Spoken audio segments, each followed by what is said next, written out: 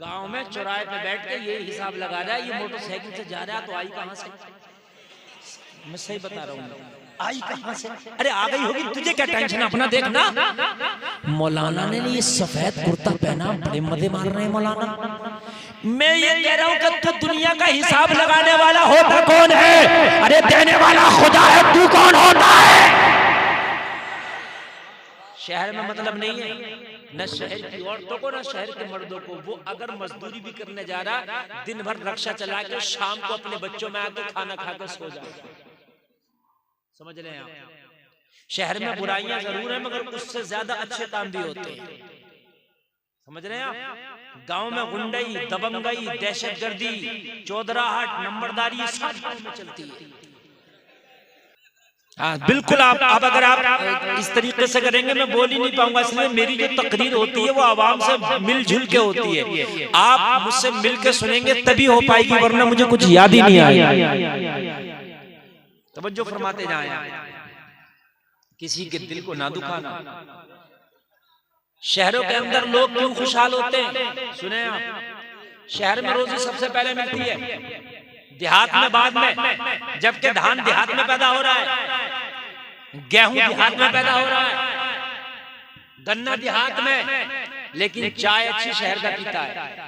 चावल देहात में लंबा शहरी खाता है, देहात में इतना लंबा चावल नहीं खाएगा, शहर में लंबा खाएगा। मैं सही बता रहा हूं आपको। देहात में रोजी इतनी आला नहीं मिलती जितनी आला शहरियों को, और देहात में पहले रोजी नहीं बल्कि पहले रोजी शहर में, जबकि शहर में पैदा नहीं होती। वजह क्या है? वजह सुने। शहर में इंसान को इतना टाइम नहीं है कि वो एक दूसरे की बदी गीबत चुगली करता फिरे, उसे अपने काम से काम है। गांव में चौराहे पे बैठ के ये हिसाब लगा रहा है, ये मोटरसाइकिल से जा रहा है तो आई कहां से? मैं सही बता रहा हूँ, आई कहां से? अरे आ गई होगी, तुझे क्या टेंशन, अपना देखना। मौलाना ने ये सफेद कुर्ता पहना, बड़े मजे मार रहे हैं मौलाना। मैं ये कह रहा हूँ कि तू दुनिया का हिसाब लगाने वाला होता कौन है? अरे देने वाला खुदा है, तू कौन होता है? शहर में मतलब नहीं है न शहर की औरतों को न शहर के मर्दों को। वो अगर मजदूरी भी करने जा रहा, दिन भर रक्षा चला के शाम को अपने बच्चों में आके खाना खा के सो जाए। समझ रहे हैं आप? शहर में बुराइयां जरूर है मगर उससे ज्यादा अच्छे काम भी होते हैं। समझ रहे हैं आप? गांव में गुंडई, दबंगई, दहशतगर्दी, चौधराहट, नंबरदारी सब में चलती है। शहर में नहीं है इतना टाइम किसी को। समझ लें आप? नहीं है इतना टाइम।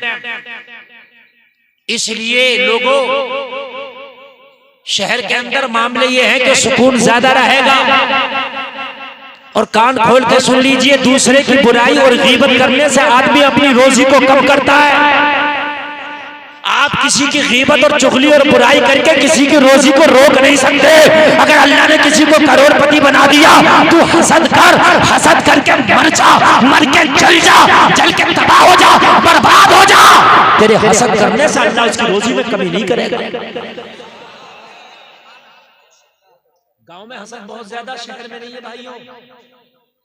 आप शहर में देखना 5 मंजिल बिल्डिंग बनी हुई है, बराबर में झोपड़ी होगी, और वो झोपड़ी वाला 5 मंजिल बिल्डिंग वाला बहुत अच्छे से मिलते होंगे।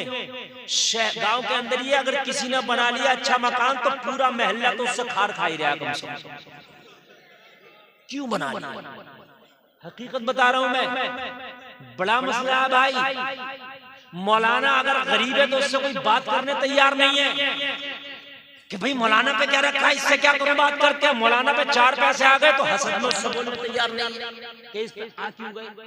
यही सबका मामला है। लोगों, हसद कभी ना करना। अगर किसी से हसद करोगे तुम्हारी रोजी कम होगी, उसके ऊपर कोई असर नहीं पड़ेगा। कभी हसद ना करना, रश करना, रश, हसद नहीं रश। या अल्लाह, तेरा क्या कुदरत है कि तूने मेरे भाई को इतना नवाजा है। मेरे मौला, अगर तूने इसे नवाजा है तो मुझे भी नवाज दे। तो क्या उसके खजाने में कमी है? अच्छा एक बात बताओ, उसने तुम्हारे पूरे गांव को मालदार बना दिया गोल्ड। मेरी जेब से क्या गया? बता दो मुझे, कुछ नहीं गया ना। और वो चाहेगा तो मुझे भी कर देगा मालदार, कर देगा कि नहीं कर देगा।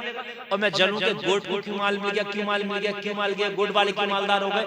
तो भाई मैं तो तुम्हारा तो कुछ नहीं बिगाड़ पाऊंगा, मगर अल्लाह से डायरेक्ट दुश्मनी कर ली मैंने, कर ली कि नहीं कर ली। देने वाला वो है और उसके देने में मैं कह रहा हूँ ये क्यों दे दिया। ये बात समझ रहे कि समझ रहे। मैं किसी को भी कोई चीज दे दूं, आप कहे भाई आपने क्यों दे दी, तो मैं उससे मैं कहूंगा तू कौन होता मैंने दे दी, यही कहूंगा कि नहीं कहूंगा।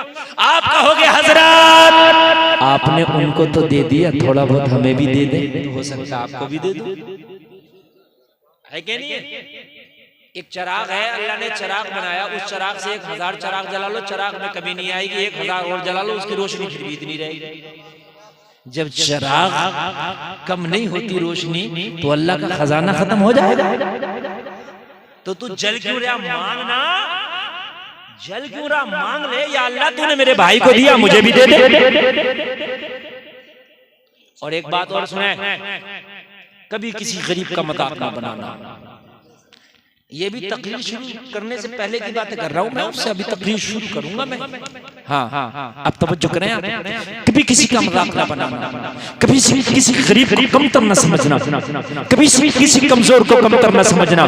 जलसे में आने वालों कुछ पता नहीं है कि अल्लाह ने जिसे गरीब किया है, कहीं ऐसा ना हो कि इसे अमीर कर दे और तुझे गरीब कर दे, ऐसा भी हो गया, हो गया।